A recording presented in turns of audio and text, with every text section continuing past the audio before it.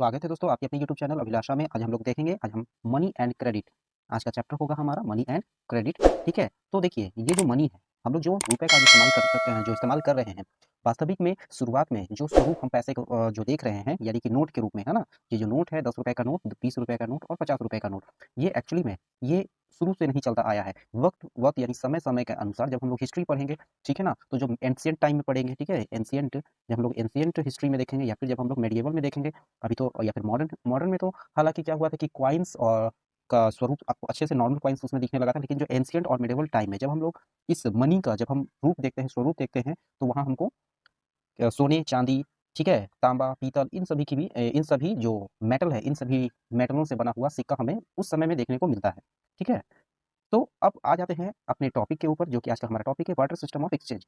देखिए, ये तो हुआ तब की बात जब हम लोग के पास कॉइन यानी सिक्का के रूप में कुछ ना कुछ था, मतलब कि मनी के रूप में हम लोग किसी ना किसी वस्तु का इस्तेमाल कर रहे थे एज अ कॉइन के रूप में, है ना। मतलब एज अ कॉइन के रूप में कोई ना कोई तो हमारे पास प्रोडक्ट था ना, जिसका हम लोग क्या बना रहे थे, कॉइन बना रहे थे, उसका उसका एक वैल्यू था। लेकिन उससे पहले क्या था, जब कॉइन नहीं था, है ना, जब लोगों के पास कॉइन या फिर सिक्का नहीं हुआ करता था, तो वो एक्सचेंज, है ना, अगर उसको कोई सामान लेना होता था तो वो क्या करते थे, तो वो होता था वाटर सिस्टम। वाटर सिस्टम क्या होता है, तो वाटर सिस्टम के लिए बहुत एक मूवी है जिसको हम सजेस्ट करना चाहेंगे, मोहनजोदारो। ठीक है, मोहनजोदारो जो मूवी है, ठीक है, पूरी तरह हिस्ट्री पे बेस्ड है। ठीक है, मोहनजोदारो मूवी, तो इस मूवी को देखिएगा जिसमें वाटर सिस्टम को बहुत अच्छे से इस मूवी में दर्शाया गया है। ठीक है, ये वाटर सिस्टम क्या है, देखो, वाटर सिस्टम में क्या होता है कि ए नाम का एक व्यक्ति है, इसके पास क्या है कि इस साल ये खेती करता है, किसका, मान लो ये खेती करता है राइस का, चावल का खेती करता है। ठीक है, अब ये गया मार्केट में उस चावल को बेचने, ठीक है, इसको केवल और वहां से क्या था, यहाँ पे, है ना, ये चावल खरीद लेकर गया कहाँ, मार्केट में बेचने। अब वहां पे उस तरीके का और भी कई था जो दुकानदार आया, मतलब वो लोग बेचने आया था, ये चावल लेकर गया, और वो जो चावल का जो बोरी था, है ना, अब कोई दूसरा व्यक्ति आया इसके पास, ये तो ए को कहता है, ठीक है ना, मान लो बी नाम का व्यक्ति, ये बी कह रहा है ए को कि सुनो, तुम हमको 4 बोरी चावल दे दो, तुम हमको क्या दे दो, 4 बोरी चावल दोगे, तो बदले में हम तुमको एक सोने का सिक्का देंगे। ठीक है, यानी, है ना, एक सोने का सिक्का नहीं, सोने का सिक्का तो यहाँ पे से ज़्यादा अच्छा समझना होगा कि सुनो, तुम मुझे 4 बोरी इस चावल, मतलब मुझ हमको क्या करो ना, ये 4 बोरी चावल दे दो, हम बदले में क्या करेंगे, तुमको 2 3 बोरी, है ना, 3 बोरी हम क्या करेंगे, तुमको गेहूं दे देंगे। ठीक है ना, अब देखो 3 बोरी गेहूं वो दे रहा है, वो केवल कितना बोरी दे रहा है अभी, 3 ही बोरी गेहूं दे रहा है ना, और ये क्या कर रहा है, ये 4 दे रहा है। ठीक है, इसका मतलब क्या है, इसका मतलब है कि जरूर ये जो चावल का प्रोडक्शन होगा उस साल ज़्यादा होगा, तभी तो एक क्या कर रहा है ना कि ज़्यादा चावल दे के, है ना, ये क्या कर रहा है कि जो गेहूं है, गेहूं तो उसको 3 ही बोरी मिल रहा है, लेकिन चावल को देना पड़ रहा है कितना, 4 बोरी, है ना, वो 4 बोरी चावल देकर क्या कर रहा है, 3 बोरी गेहूं खरीद रहा है। ठीक है, तो इसका मतलब गेहूं का इस साल प्रोडक्शन कम हुआ होगा, तभी तो इसका डिमांड ज़्यादा है। तो डिमांड और सप्लाई, ठीक है, ये इस ऐसा ही चलता है। ठीक है ना, तो यही था हमारा बार्टर सिस्टम, यानी कि एक सामान को लेने के लिए क्या करना पड़ता था कि हमको बदले में कोई दूसरा कपड़ा देना होता था, या फिर कोई गया उसको कपड़ा चाहिए तो वो क्या करेगा कि 2 बोरी क्या करेगा, गेहूं या फिर चावल, जो भी उसका डिमांड होगा, जो प्राइस होगा, वो लेकर जाएगा, जाके साहूकार को कहेगा कि लीजिए आप अपना 2 बोरी या 3 बोरी जो उसका डिमांड होगा, कहेगा ये चावल लीजिए और बदले में हमको क्या कर दीजिए, ये कुछ कपड़ा दे दीजिए। ठीक है ना, इस सिस्टम को हम लोग कहते हैं बार्टर सिस्टम, यानी कि जितना का सामान ले रहे हैं, बदले में उतना का क्या करना, कोई उतना ही का हमको कोई दूसरा प्रोडक्ट हमको क्या कर देना, लाकर दे देना। ठीक है ना, आज भी हम ये जो बार्टर सिस्टम है हम लोग आज भी देखते हैं। ठीक है, लेकिन थोड़ा सा स्वरूप इसका बदला हुआ है, जैसे कि बैंक बैंक में भी क्या करता है, बैंक आपको लोन दे देता है, ठीक है, लेकिन वो गारंटी के रूप में कुछ ना कुछ आपसे पेपर रखवाता है कि अगर तुम पैसा नहीं लौटाओगे तो तुम्हारा हम क्या करेंगे, और एक सामान के बदले हमको भाई, हाँ, हालांकि इसमें क्या था ना कि बार्टर सिस्टम में क्या होता है कि जब आप किसी को दे रहे हैं तो बदले में एक्सचेंज कर ले रहे हैं, लेकिन बैंक क्या करता है कि एक्सचेंज नहीं करता है, वो बस आपके अपने पास क्या करता है, गारंटी के रूप में क्या करता है, किसी प्रोडक्ट को अपने पास जमा रखता है। ठीक है, तो ये जो मनी है जिसका से हम लोग इस्तेमाल करते हैं, ठीक है, तो ये बनाया क्यों गया, ये बनाया इसीलिए गया क्योंकि अब मान लो कोई आदमी कहीं ट्रैवल कर रहा है, ठीक है, अब उसको कहीं ट्रैवल करके जब वो जा रहा है, ठीक है ना, तो जा रहा है तो उसको अब रास्ते में कुछ पैसा चाहिए होगा, ठीक है ना, मतलब कुछ सामान खरीदना है, तो वो क्या करेगा, अपने साथ स्टोर करके ले जाएगा, है ना, लेकिन अगर उसको खरीदना पड़ेगा तो क्या करेगा, अब बदले में कुछ सामान रखेगा जिसको वो देगा, तो बदले में, है ना, कोई सामान वो क्या करेगा, किसी साहूकार किसी दुकानदार को देगा, तभी तो दुकानदार उसको भी कुछ देगा बदले में। तो ये थोड़ा सा मुश्किल हो जाता था। ठीक है ना, अगर आप प्रॉपर्ली मार्केटिंग करने जा रहे हैं तब तो ठीक है, लेकिन अगर आप कहीं ट्रैवल करने निकले तो आप सोचिए, जब आप मान लो कि आप गए हैं, ठीक है ना, आप घूमने निकल गए इंडिया के किसी कोने में, ठीक है ना, तो घूमने जाने के लिए अभी आपके पास क्या होता है, 2 लगेज होगा, मान लो वाटर सिस्टम रहता तो क्या होता, तो 2 बोरा तो है ना, 2 बैग में तो आपका क्या होता है, कपड़ा होता है, लेकिन उसके साथ में क्या होता है, आपके पास 10 बैग और होता जिसमें गेहूं या फिर चावल कुछ रखे होते। क्यों, ये आप क्या करते हैं, जगह जगह दुकान पे जाते तो वहां से एक्सचेंज करते, कोई सामान खरीदते। ठीक है, सोचो लाइफ कितना कॉम्प्लेक्स हो जाता है। ठीक है ना, इसीलिए एक चीज़ बनाया गया जिसको हम लोग, है ना, उसको हम लोग कहते हैं क्या, करेंसी। ठीक है ना, करेंसी का मतलब क्या होता है, करेंसी मतलब हो गया कि आपके पास, ठीक है, एक नोट, ठीक है, एक कागज का टुकड़ा, ठीक है, जिसका एक वैल्यू होता है। ठीक है ना, जिसका क्या होता है, एक वैल्यू होता है, कितना, मान लो 10 रुपए का जब आप नोट किसी को दे रहे हैं, है ना, तो बदले में क्या कर रहे हैं आप, बदले में 10 रुपए का कोई सामान ले रहे हैं, यानी कि एक मीडियम है, एक माध्यम है क्या का, एक्सचेंज का, किसका, तो सामान के आदान प्रदान का। अब नोट से हमको फायदा क्या है, ये जो मनी है ना, ये जो करेंसी है, तो मनी से हमको क्या फायदा है, ये एक तो सबसे अच्छा होता है कि ये क्या का पेपर का होता है ना, या फिर कोई भी मेटल का होता है, पेपर या फिर किसी ना किसी मेटल, इन्हीं दोनों का हम लोग कॉइन इस्तेमाल करते हैं। ठीक है, अब इसको इशू कौन करता है, इसको जारी कौन करता है, तो इसको जारी करता है कौन करता है, तो गवर्नमेंट करता है। ठीक है ना, जो जिस देश का, है ना, अलग अलग देशों में क्या होता है कि अलग अलग देश की जो सरकार है वो क्या करती है, उस करेंसी को जारी करती है, ठीक है, अपने इकोनॉमी में। ऐसा नहीं है कि अपनी इकोनॉमी में करेंसी को इसी तरीके से, है ना, जितना बनाया उतना क्या हो गया, एकदम छापते चला गया, नहीं। अगर ऐसा किया जाएगा तो इन्फ्लेशन आ जाएगा। इन्फ्लेशन मतलब हो गया मुद्रास्फीति, ठीक है, मार्केट में बहुत ज़्यादा लिक्विडिटी आ जाएगा, यानी मार्केट में बहुत ज़्यादा पैसा आ जाएगा, जिससे क्या होगा कि महंगाई बहुत ज़्यादा बढ़ जाएगा, ठीक है ना। तो इसका भी ध्यान रखा जाता है, ये सब हम जानेंगे आगे, ठीक है। तो अभी हम लोग मनी मनी यानी कि उसके पैसे के बारे में जब हम देख रहे थे, तो क्या होता है कि इशू किया जाता है, और क्या होता है अभी जो हमारा मनी है ना, इसी मनी से क्या करते हैं, कोई भी सामान, है ना, हम क्या करते हैं, जाते हैं किसी दुकान में, दुकानदार को पैसा देते हैं, है ना, मतलब 100 रुपए का सामान ले रहे हैं तो उतना के वैल्यू के बराबर उसको एक नोट पकड़ा देते हैं कागज का, है ना। अभी इसके अलावा, है ना, एक्सचेंज करने के अलावा, है ना, पैसे का और दूसरा कोई यूज लाइफ में, तो दूसरा कोई यूज नहीं है, ठीक है। पैसा सिर्फ हम लोग क्या एक मीडियम है किसका, एक्सचेंज का। इसके अलावा पैसे का इस्तेमाल आप और किसी चीज में नहीं कर सकते, ना पैसे को खा सकते हैं, ना पैसे को आप कुछ कर सकते हैं। आप इसको स्टोर कर सकते हैं, क्यों स्टोर, कोई भी आदमी सोचेगा कैसे नहीं, पैसा का बहुत कुछ कर सकते हैं, उसको हम स्टोर कर सकते हैं। अरे आप स्टोर करेंगे तो फिर स्टोर करने के बाद आप कहीं ना कहीं तो उसको एक्सचेंज करेंगे ही ना, बिना एक्सचेंज किए हुए आप और क्या कर सकते हैं उसको, ठीक है। तो एक्सचेंज करने के लिए एक वैसा, ठीक है, एक वैसा ऑब्जेक्ट ये बना दिया गया है, ठीक है, कि आपको बहुत बड़ा मोटा भारी भरकम कुछ नहीं रखना पड़ेगा, एक पतला सा, है ना, एक कॉइन या नोट जो आपकी जेब में आसानी से क्या हो जाए, फिट हो जाए, ठीक है। या फिर मान लीजिए आपको ज़मीन खरीदना है, ठीक है? तो ज़मीन खरीदना तो क्या करते हैं आप, जो रुपए है उसको आप देते हैं और बदले में क्या करता है आपको, ये जो लैंड है, जो ज़मीन है वो आपको दे देता है। तो यहाँ पे भी क्या हुआ, यहाँ पे भी आपका एक्सचेंज हुआ, ठीक है? यानी कि आप हर हाल में पैसे को क्या कर रहे हैं, केवल एक्सचेंज कर रहे हैं। उसके अलावा पैसे का और दूसरा कोई, जो हमारा जो लाइफ है ना, इस लाइफ में पैसे का और दूसरा और कोई इंपॉर्टेंस नहीं है। अब हम लोग देखेंगे डिपॉजिट विद बैंक। तो क्या होता है कि हम लोग क्या करते हैं, हम लोग के पास जब पैसा होता है घर में, तो क्या करते हैं, घर में बहुत ज़्यादा हम लोग क्या करते हैं, कैश को घर में नहीं रखते हैं। क्यों? क्योंकि चोरी हो जाने का क्या होता है, खतरा बना रहता है। तो इन सभी चीज़ों से छुटकारा दिलाने के लिए एक क्या आया सामने निकल कर, बैंक, ठीक है। ये बैंकिंग सिस्टम, यानी हम लोग बैंक के बारे में थोड़ा जानेंगे, ठीक है। तो बैंक में होता क्या है, बैंक में क्या होता है कि जो हमारे पास जो पैसा होता है हम जाकर वहाँ डिपॉजिट कर देते हैं, ठीक है। जमा करना मतलब डिपॉजिट कर देना, ठीक है। विड्रॉ मतलब हो गया कि वहाँ से निकाल लेना, ठीक है। बैंक से पैसा निकालने को हम लोग क्या कहते हैं, विड्रॉ कहते हैं, ठीक है। जबकि जमा करने को डिपॉजिट कहते हैं। तो बैंक में क्या होता है, हम लोग जाते हैं, पैसा को जमा कर देते हैं, ठीक है। अब जब हम लोग बैंक में पैसा जमा करते हैं तो बैंक क्या करता है, बदले में हमको कुछ इंटरेस्ट देता है, कुछ परसेंट क्या करता है आपको, इंटरेस्ट, यानी कि सालाना 4 से 5% तक का हमको इंटरेस्ट कोई भी बैंक दे ही देता है, ठीक है। अब आप कहेंगे बताइए, हम बैंक में जब पैसा जमा कर रहे हैं, है ना, बदले में हमको इंटरेस्ट दे रहा है ना, क्या कर रहा है, हमको कुछ और पैसा दे रहा है कि तुम मेरा जमा रखो पैसा, तुम्हारा पैसा क्या रहेगा, सुरक्षित रहेगा, है ना। अगर बैंक से चोरी भी हो जाता है तो पैसा लौटाने की जिम्मेदारी किसकी है, हमारी होगी, हम तुमको लौटा कर देंगे पैसा। कितना अच्छा बात है कि नहीं? लेकिन बैंक क्या अपने घर से पैसा देगा? बैंक के यहाँ जब हम पैसा रखें तो बैंक को प्रॉफिट कैसे हो रहा है? तो बैंक प्रॉफिट करता है कि बैंक, ठीक है, बैंक भी उस पैसे को कहीं और इन्वेस्ट कर देता है, ठीक है। वहाँ से जो प्रॉफिट होता है वो बैंक रख लेता है और आपको इतना परसेंट क्या करता है, दे देता है, ठीक है। हालाँकि हमसे पैसा लेके बैंक लेता है, ठीक है, और बैंक कहाँ-कहाँ उस पैसा को इन्वेस्ट करता है, हम इसी चैप्टर में आगे पढ़ेंगे, ठीक है। तो क्या करते हैं हम लोग, पैसे को जाके बैंक में जमा कर देते हैं, है ना, और बैंक में जमा करते हैं तो क्या होता है, हमारे अकाउंट में हमारे नाम से एक प्रॉपर वहाँ अकाउंट होता है, ठीक है। उस अकाउंट में क्या करते हैं, उस पैसा को सेविंग, है ना, जमा कर देते हैं। बदले में हमको कुछ इंटरेस्ट मिलता है और जब हमको ज़रूरत होता है तो वापस जाके हम उस पैसे को क्या कर लेते हैं, ले लेते हैं। दूसरा होता है चेक फैसिलिटी। तो चेक फैसिलिटी क्या होता है? चेक फैसिलिटी, चेक मतलब एक ऐसा माध्यम जिसकी मदद से क्या कर सकते हैं कि हम कैश भी कैरी करने, मतलब हम लोग को कैश भी ले जाने का कोई ज़रूरत नहीं है, ठीक है ना? अभी तो और भी हो गया, यूपीआई आ गया, है ना, डिजिटल पेमेंट। जब अब आपको चेक, कैश, किसी भी चीज़ की कोई आवश्यकता नहीं है। बैठे-बैठे आप ऑनलाइन पैसा एक जगह से दूसरी जगह ट्रांसफर कर सकते हैं। ये जो चेक फैसिलिटी है, चेक फैसिलिटी क्या होता है? चेक फैसिलिटी मतलब होता है एक प्रकार का नोट, ये कागज़ का ये चेक होता है, ठीक है ना? इसमें क्या होता है कि जो आप जो अकाउंट होल्डर होता है वो अपना नाम को लिखता है, ठीक है, अपना अकाउंट नंबर लिखता है, अमाउंट लिखकर यहाँ पे साइन कर देता है, ठीक है, जो भी उसका जो प्रॉपर ठीक है, जो भी वहाँ उस पे उसका प्रॉपर सिग्नेचर होता है वो अपना साइन कर देता है, ठीक है ना, और वो दूसरे व्यक्ति को जिसको पेमेंट करना है उसको दे देता है। अब वो व्यक्ति क्या करेगा, उस चेक को लेकर बैंक में जाएगा, ठीक है, उसके उस पे अपना अकाउंट नंबर लिखेगा, उसमें का सारा पैसा जो ट्रांसफर हो जाएगा उसके अकाउंट में, या फिर वो चाहे तो उस पैसे को सीधे वो कैश भी ले सकता है, ठीक है। तो ये हो गया चेक फैसिलिटी, मतलब कि हमको जिससे नोट भी कैरी नहीं करना पड़े, ठीक है ना, उसके लिए लाया गया था ये क्या, चेक फैसिलिटी। अब देखेंगे modern banking system. Modern banking system क्या होता है? यानी कि जो हम लोग पैसा जमा करते हैं, हम लोग कहलाते हैं डिपॉजिटर, ठीक है? हम लोग क्या करते हैं, बैंक जाते हैं, बैंक में पैसा जमा करते हैं, ठीक है? और एक होता है क्या कि जो बोरो जो पैसा को निकालता है, ठीक है ना? तो ये हम लोग क्या किए कि बैंक में गए, बैंक में जाकर पैसा जमा किए, ठीक है? फिर बैंक फिर क्या करता है, उसी पैसे को जब हम लेने जाते हैं तो हमको वापस लौटा देता है, ठीक है ना? अब ये इस बात को पहले समझना होगा, ठीक है? ये हम बैंक में गया, डिपॉजिटर गया बैंक में और वापस से डिपॉजिटर को क्या हो गया, पैसा मिल गया बैंक से, ठीक है? कुछ इंटरेस्ट के साथ। तो बैंक प्रॉफिट कैसे कमाई? बैंक प्रॉफिट कमाई ये, जो बोरोवर्स है ना, यानी कि जो कर्ज लिया है बैंक से एज़ अ लोन के रूप में, ठीक है ना? क्या? जो लोन के रूप में कर्ज लिया, तो बैंक क्या करती है, लोन देती है, किसको? जिसको ज़रूरत है, जिसके जिन लोगों को ज़रूरत है लोन्स की, उसको क्या करता है, बैंक लोन देता है, ठीक है? अब बैंक इसको मान लो लोन दिया है 10% के ऊपर, ठीक है ना? तो इसको 1 लाख रुपए इसको क्या किया गया, दिया गया, ठीक है ना, कि जाइए ये 1 लाख रुपए बैंक से लिया लोन 1 साल के लिए, ठीक है ना? तो 1 लाख के लिए जब ये अब इसको लौटा रहा है, ठीक है ना? तो क्या कर रहा है, 1 लाख, ठीक है ना? ये 1 लाख 1 लाख 10 हज़ार रुपए इसको क्या कर रहा है, लौटा रहा है, ठीक है? 1 लाख 10 हज़ार रुपए इसको क्या कर रहा है, लौटा रहा है। अब बैंक क्या किया कि चूँकि 10% का इंटरेस्ट है ना, फिर बैंक लोन लगा, ये जो बैंक है, वो इसको लोन कितना पे दिया था, इसको कितना पे लोन दिया था? तो 10% पे दिया था, है ना?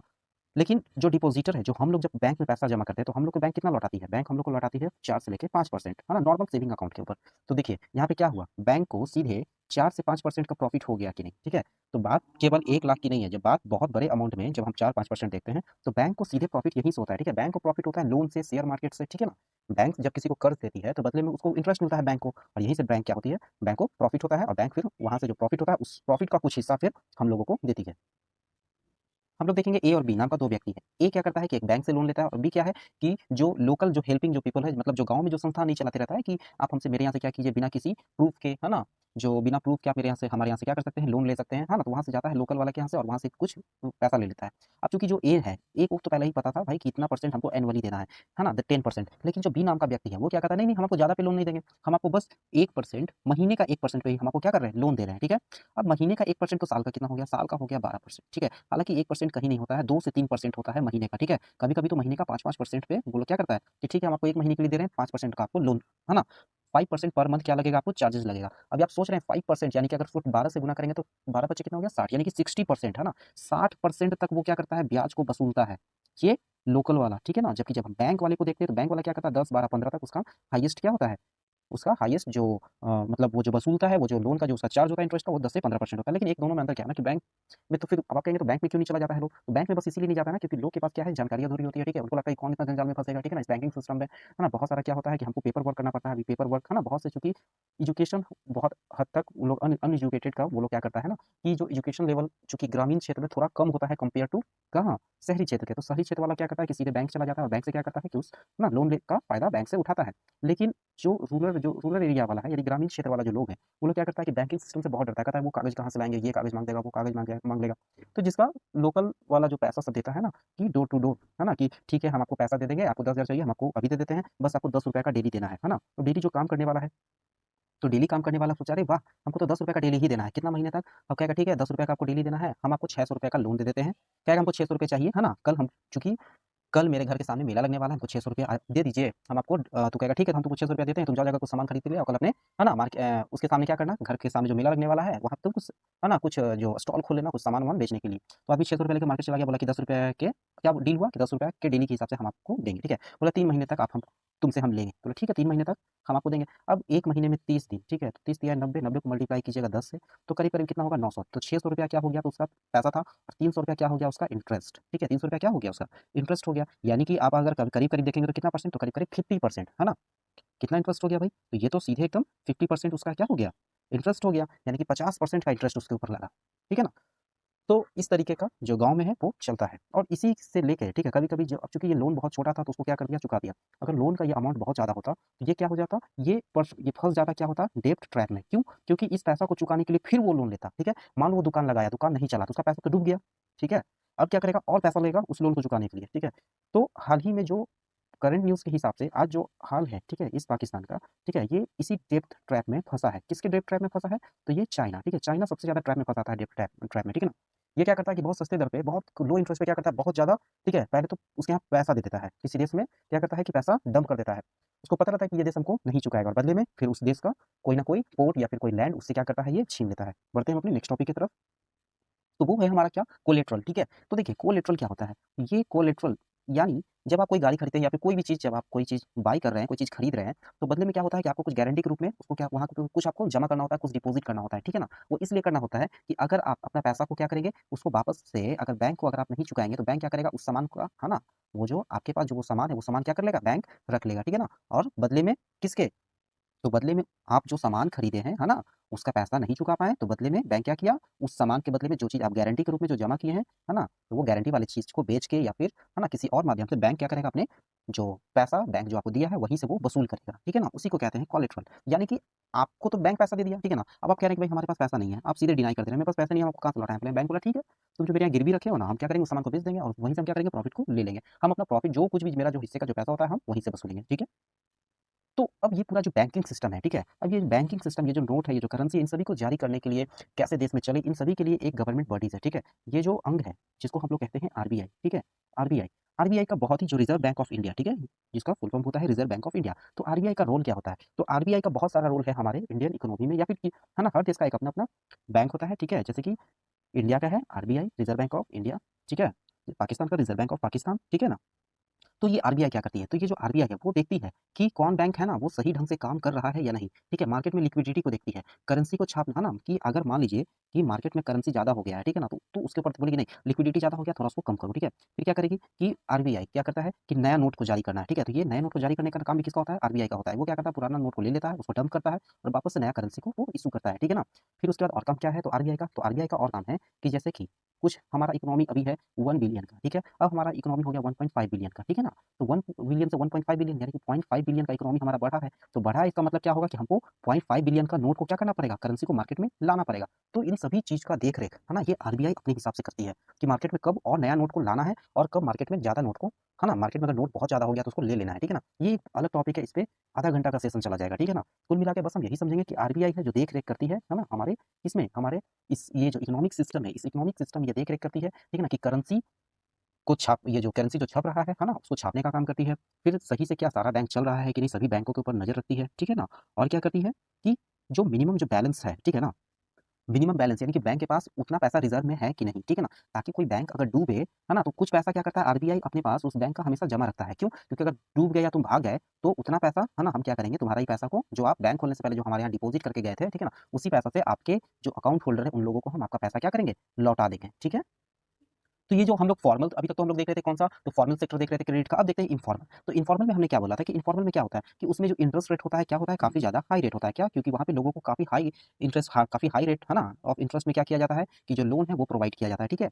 वहीं पे हमने देखा था क्या कि सेल्फ हेल्प ग्रुप जिसको एसएचजी भी कहते हैं, ठीक है ना, ये वही किन के लिए है, तो एक ये लोग क्या करता है, कमिटी मेंबर होता है, ये क्या करता है ना, अपने आस पड़ोस एक नेटवर्क एक बनाता है, ठीक है ना। उस नेटवर्क में क्या होता है, कई लोग जुड़े होते हैं, है ना, जो क्या करता है कि ये जो लोग होता है क्या करता है कि अपने सेविंग में से कुछ-कुछ पैसे को क्या करता है यहाँ पे जमा करता है, ठीक है ना? और फिर उसमें से जिसको भी ये ठीक है, जिस व्यक्ति को क्या होता है कि ज़रूरत होता है, वो क्या करता है कि वहाँ से क्या करता है, लोन को उठाता है, वहाँ से क्या करता है, पैसा को लेता है। चूँकि लोन का, है ना, इंटरेस्ट ऑफ हाई होता है, ठीक है ना? तो उसको चुकाना भी पड़ता है। लेकिन यहाँ पे एक फ़ायदा क्या होता है, ये जो मेंबर सब होता है, ठीक है? ये मेंबर सब, इन मेंबर्स को क्या करना होता है कि कोई डॉक्यूमेंट का ज़रूरत नहीं पड़ता है, ठीक है? किसी तरीके का, हाँ, किसी प्रकार का कोई डॉक्यूमेंटेशन नहीं करना होता है, ठीक है ना? जिससे कि इन लोग को, चूँकि ये लोग पुअर होते हैं, है ना? ये सबसे ज़्यादा जो गरीब लोग होते हैं, ठीक है? तो उन लोग, इसमें उन लोग का जो पार्टिसिपेशन है इस फील्ड में वो सबसे ज़्यादा है, ठीक है। हम लोग देखते हैं एक सहारा ग्रुप का नाम सुने हैं, ठीक है। सहारा ग्रुप यही, हाँ ना, ये जो सहारा है, तो आज सहारा कहते हैं लोग कि बहुत सारा पैसा लेकर डूबा, ठीक है। तो सहारा एक्चुअली में था क्या? तो वो यही सेल्फ हेल्प ग्रुप से वो निकला है सहारा, ठीक है ना। वो क्या करता था पहले, यहाँ का पैसा वहाँ, वहाँ का पैसा क्या करता था, वहाँ करता था, ठीक है ना। बदले में लोग को लगा कि अच्छा बहुत ज़्यादा ये पैसा दे रहा है ना, लोग का इन्वेस्टमेंट और उसमें बढ़ने लगा, बढ़ने लगा, बढ़ने लगा, है ना। और फाइनली ये एक अलग मुद्दा हो जाता है। तो कुल मिला के हम बस यही समझना चाह रहे थे, एक बड़ा एग्जाम्पल दिया आपको सहारा, ठीक है ना, कि कैसे लोग क्या करते हैं कि एक जगह पैसा को इन्वेस्ट करते हैं, ठीक है ना, और उसी में से क्या होता है कि लोग को फिर इंटरेस्ट दिया जाता है, ठीक है। यानी कि लोग, कहने का मतलब ये छोटा-मोटा लोग अपना खुद बैंक चलाने लगते हैं, ठीक है ना। जिसके और देखिए ये बैंक का तो कोई अथॉरिटी है नहीं किसी के पास कि अगर पैसा लेकर डूबा या भागा तो आपको कौन लौटाएगा। लेकिन जो आपके पड़ोस का जो बैंक है, ठीक है, तो आरबीआई क्या करता है ना कि आरबीआई, है ना, उतना पैसा तो पहले ही डिपॉजिट करवा लेता है कि अगर तुम पैसा लेके भाग रहे हो ना किसी का, तो तुम्हारे बैंक का जो लोग है ना, एक मिनिमम बैलेंस होता है, जैसे कि अभी का शायद करीब 3 से 5 लाख के बीच का है, ठीक है ना, कि बैंक अगर डूब गया या किसी कारण भाग गया तो शायद 3 से 5 लाख के बीच में आपको हर हाल में पैसा, अगर आपका इतना से बीच में है तो आपको पैसा मिलेगा। मान लीजिए आपको उतना से ज़्यादा है तब भी आपको इतना ही मिलेगा, और अगर इतना से कम है तो ज़ाहिर-सी बात है आपको कम मिलेगा। मतलब इतना का गारंटी आपको बैंक कौन, आरबीआई दे देती है कि चिंता मत करो, इन्वेस्ट करो, इतना तक का तो पैसा हम देख लेंगे। ठीक है, मिलते हैं अगले किसी नेक्स्ट सेशन में, तब तक के लिए बाय।